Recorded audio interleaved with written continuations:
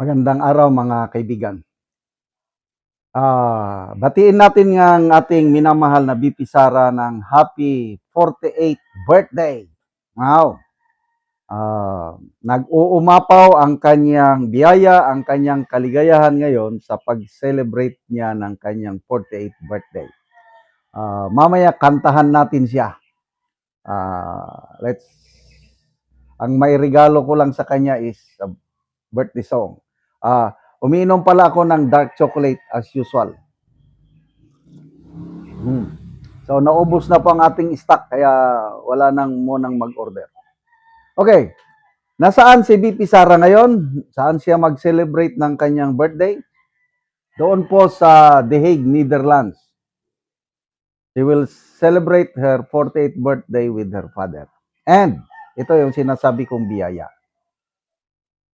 Bago nakulong si Tatay Digong, it's an open secret na hindi sila masyadong close. But after yung March 11 na pagkidnap sa kanya, kay Tatay Digong, inamin ni BP Sara na sabi nga niya, may sarcasm nga nagpasalamat siya kay PBBM for kidnapping her father dahil naging maayos na ang relasyon nilang mag-ama. Wow. So, that's blessing. Laging nabuo, laging solid yung samahan nilang magpamilya dahil sa nangyaring ito. Ano pa? Nakikita ko, I hope magdilang anghel ako, na she is destined to become the president of the Philippines by 2020. Noong 2022, pwede na siyang magpresidente, kaya lang hindi pa napapanahon. Kaya it's God's intervention na wag muna, not yet your time. So naging vice presidente lang siya. Ngayon, nag-undergo siya ng grabing testing, trial sa buhay niya.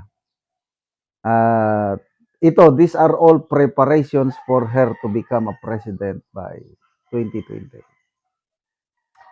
Una kong nakita na God's hand, kumagalaw ang Diyos sa buhay niya.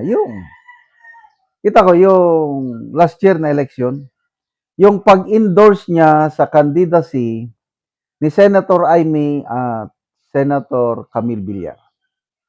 Diba, karamihan sa atin, ayaw na nating botohan si Senator Amy. Ako ayaw ko na eh. No, never to Marcos again ako eh. Kaya lang dahil may wisdom si BP Sara, nindorse niya, why not? Ganon din si Camille Villar, ayaw ko siyang botohan. Kaya lang because of BP Sara, nakita ko may wisdom. Binutuhan natin, maraming bumoto sa kay Villar at kaya nanalo sila. O tingnan nyo ngayon. Kaya laking tulong nila ngayon sa Senado. Paano sila makabuo ng Brave 13 ngayon kung walang Villar, Camille at saka Amy? Di ba? Lahat yan, mga preparasyon sa kanyang pagiging presidente. Hindi natin inaakala magkaroon ng kudita noong May 11.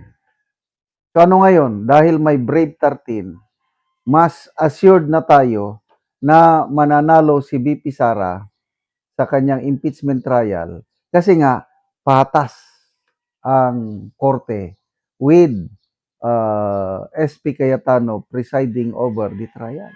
Kasi nung sa kabila pa, ay delikado tayo. Nang dahil sa Brave 13, yung term extension na pinaplano nila, no election by 2028, napigilan. These are all, to me, hand of God working in our Philippine government para maiupo niya si BP Sara as president. Yung malalakas na kalaban niya sa 2028, BP Leni, Mayor Leni, and Senator Rapi Tulfo, malalakas yan. Bakit biglang umatras? Ayaw nila. Again, kung Diyos na ang gumagalaw, no one can prevent it. Dahil it's God's will for BP Sara to govern. So bakit inalaw ng Panginoon na mag-undergo siya ng trials ngayon?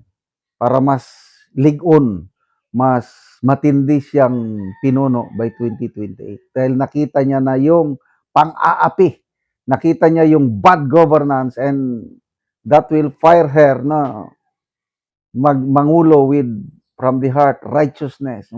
Kaya magiging mas mabuti siyang presidente by 2028 kaysa yung nung 2022. Yun ang nakikita ko sa ating minamahal na BP Sara. Kaya happy birthday, President to be Inday Sara Duterte. May God bless you in your family. At ito na yung sabi ko, basta birthday, ang naisip ko is, ang buhay natin hiram sa Diyos. Ito ang paborito kong kanta every time na may mag-birthday ako o birthday ng mga kaibigan ko. Hiram sa Diyos ang ating buhay. Ikaw at ako, tanging handog lamang. Di ko ninais na ako'y isilang. Ngunit salamat dahil may buhay. Ligaya ko na ako'y isilang. Pagkat tao ay mayroong dangal, sinong may pag-ibig, sinong nagmamahal, kundi ang tao, Diyos ang pinagmulan, kundi ako umibig, kundi ang halaga, ang buhay kong handog. Ang buhay ko'y hiram sa Diyos, kundi ako nagmamahal. Sino ako? Happy birthday, BP Inday Sara.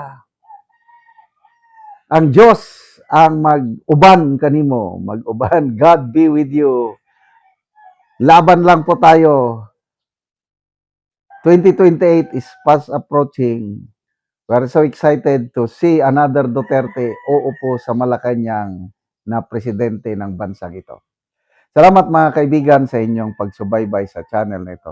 Nakakatulong kayo ng malaki sa tribong talantig ng Bukidnon dahil ang sweldo natin sa channel na ito is pantulong sa tribo. Namimigay tayo ng libreng yero at pako para makapagpatayo sila ng mas maayos na tirahan. Panoorin nyo ang video na ito. Karon ni anak ko sa balay sa natabangan ng ugero. So mauna ni ang gitabang nga yero nga ilan ang giatop tungod kay nagdali-dali sila og atop tungod kay sige og kaulan dire. So karon atong nakita nga human na gyud sa pag-atop og nakapatindog na gyud sila sa ilang balay tungod sa tabang. So kuan na gyud. Tungod sa tabang nakabalay na sila. Salamat sa Ginoo nga ug sa nagtabang sa sin nga nag-atop na gid kay ga tuluan na among balay ug sa gi atop na gid namo ang gitabang sa amoa. Oo, so tungod kay sige na og kaulan, inyo na lang giatop ang gitabang sa inyo nga yero. O giatop na gid namo. Salamat kayo sa nagtabang sa amoa. So nindot na gid ang inyong atop. So pila na to ka tuig ang inyong atop nga inyong gipulihan nga karon nakapatindog na mo aning inyong bag-ong balay. Pila? 5 na katuig. 5 na ka tuig. So karon nindot na gid mo maulanan. Dili na. Hinaot unta nga magpadayon pa ni nga tabang kay para matabangan ang kakalisod. So daghan pa di ang nanginhanglan og tabang O dagan pa gyud. nga sama ninyo. So salamat kayo.